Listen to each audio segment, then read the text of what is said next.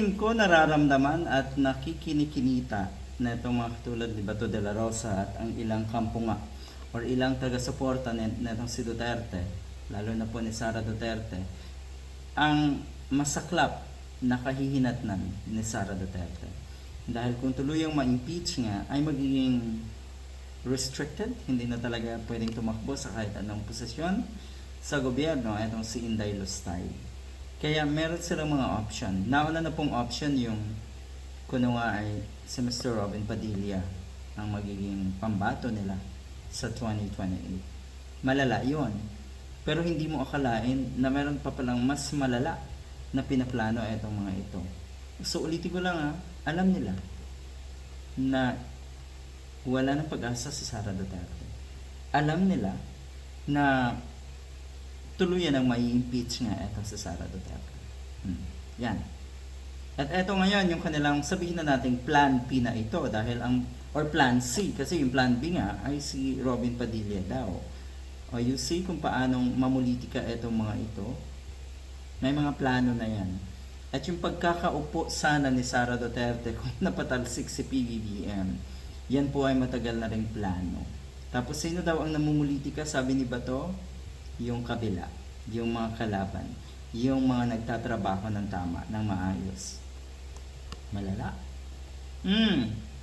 Tuloy daw ang plano or kung hindi daw matuloy nga ito sa Sara Duterte, ito daw ang kanilang plano. Kibuloy ba to sa 2028? Ito daw ay plan C na to kasi yung plan B nga ay si Mr. Robin Padilla. Kung matutuloy man daw ang tambalan, siguradong magiging matunog at mainit na usapin ito sa politika. Diyos ko po, por Diyos por Santo, ibinagsak na nga ng mga Duterte ang ating bansa. O ayan, lalo niyo pang ibabaon. Napakasaklap kung mangyari ito. Pero, hindi yan mangyayari. Ano ba kayo? Di ba? Sabihin na natin, in your dreams, libre naman talaga ang mangarap. Dahil, Diyos ko, mataas ang pangarap ng mga ganitong klaseng tao. Bakit ikaw mo sila nangangarap ng ganyang katayog? Kasi,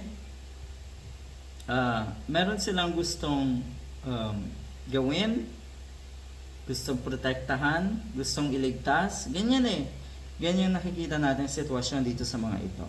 So hindi po natin papayagan yung ganito. Pinag-uusapan ngayon ang posibilidad ng tambalang Kibuloy bilang presidente nga at Bato de la Rosa bilang vice president sa 2028. Ito daw ay lumutang, itong idea na ito, baka nga daw matuloy, sakaling hindi matuloy ang kandidatura ni Sara Duterte. You see, tiyak magkakagulo dahil mukhang si Mr. Robin Padilla ay gusto na rin.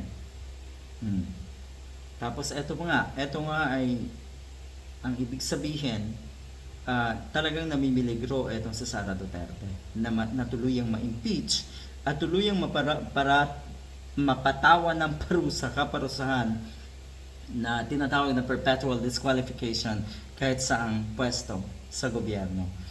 Masaya yan. Good luck.